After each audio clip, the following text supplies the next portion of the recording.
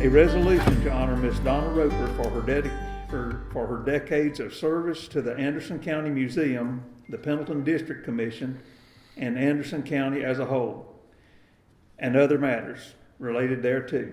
Whereas Miss Donna Roper, an Anderson County native, graduated from the University of South Carolina with a Bachelor of Arts degree in history in 1976 and a Master of Arts in Applied History, a field now known as Public History, in 1989. And whereas Ms. Roper began working with the Pendleton District Commission 2 years following her graduation from college, first as an intern and then as an official employee from 1979 till 2005, a position that called her to care for the archival collections of Hunter's Store Museum, which began in 1983 as a cooperative effort of Anderson County, the Anderson County Historical Society, Anderson County Heritage, and the Pendleton District Commission. And whereas Ms. Roper, in her position at the Pendleton District Commission, served as curator of the Anderson County Museum during the foundational years between 1983 and 1998, an enormous task that required devotion and coordination of volunteers' depth of knowledge in installation of exhibits, meticulous in record keeping, and of artifact donations as collections grew. An organization in work with the Museum Advisory Committee after its creation by Anderson County in 1984. And whereas Ms. Roper graciously stepped forward when Anderson County took over the full responsibility of the museum to help its first hired director ensure a smooth transition, remained a resource for and a friend to the museum throughout her career. And in 2006, having retired from the Pendleton District Commission, was appointed to the Anderson County Museum Advisory Committee to represent District 6, faithfully serving as chairman in 2013 and several terms as secretary until her resignation in January of 2018. And whereas Ms. Roper, who volunteered monthly in museum's Roper Research Room, that was borne her name since its dedication in 2014 and continues to be an invaluable resource of knowledge of the early days of the Museum of Anderson County to every museum employee, volunteer, and visitor, remains dedicated to the preserving our shared past and ensuring the successful future of Anderson County Museum.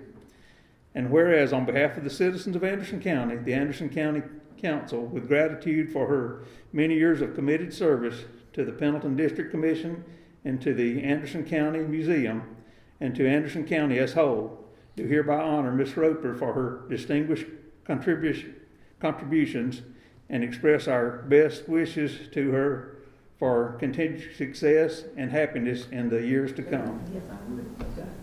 I would like to say how extremely proud I am of our wonderful museum and Beverly and her wonderful staff and my colleagues on the advisory committee, and thank you for recognizing my work, and I will still be supporting the museum any way I can. Thank you. My father, I grew up going to historical places on vacation and hearing about different historical things because my father is a local historian, and as I often say, I'm the one that went to college, but he's been a more successful historian than I've been. His name's Donald Roper, and he's interested me in history from the time I was born, so that's why I was interested in it, I guess. And I was always particularly interested in local history, not just national, so I was fortunate to be able to go to college at the time they were studying more of the more localized things, and training you to work with local historical groups and museums and historic preservation and that sort of thing. Well, all the years you've been doing this, have there been any big surprises that you've come upon, or anything that just you remember that some of your favorite things you found? When I was in graduate school, I was working with the old papers of South Carolina's first senator, Rafe Izzard, and he wrote home in a letter from the first, remind you, he was the first South Carolina senator, and he wrote home to his family that the Congress is busy at work doing nothing as usual, which was not something I expected to read that far back. More things change, the more they say the same. That really stuck in my mind. Yeah. Well, now tell me about the ghost at Hunter's store. Oh, okay. Everybody always wants to know about the ghost at Hunter's store. When I was new at Hunter's store, nobody had told me anything about the building being haunted. And one day when everybody was gone and I was at the office alone, well, there's only 3 of us to begin with, but when I was there alone, I heard what sounded like a box of something heavy, like books or something. It sounded like that fell off a shelf, scattered across the floor, and then I heard running footsteps. And I thought, well, there's nobody up there as far as I know. I wonder if it's an animal or what's going on.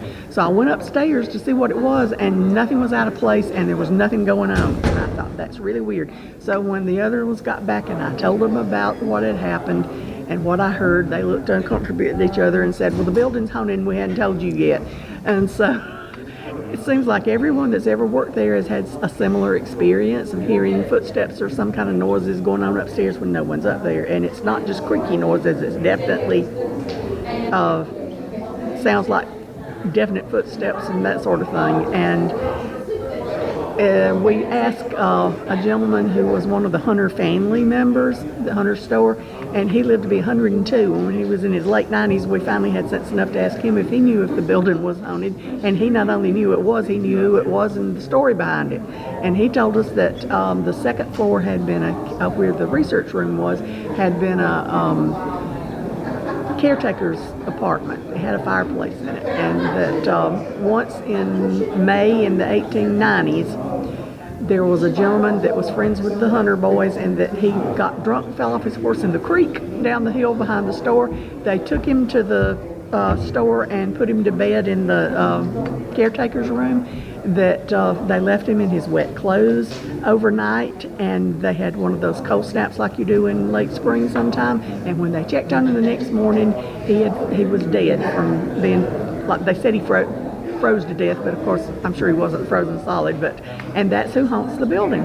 And to prove it, there's a couple of places on the door frame going into that room that have not been painted over, because it's written in pencil on the door frame is the notation "very cold" and a date in May in 1896. And so there's, like I said, everyone that's ever worked there has heard him or seen him. And I know 3 or 4 other people that have seen him through the years, and I saw him once. And finally, you mentioned this there, but people don't appreciate how good a museum we have here in Anderson. We have a Remind people how wonderful- good the Anderson County Museum. Yeah, the Anderson County Museum is wonderful. It's one of the largest and best done in the state, and we have a wonderful collection. And How's it feel now that you're a part of the history now? You get officially awarded for your historian status. oh dear, I guess I can be in the next display maybe. Or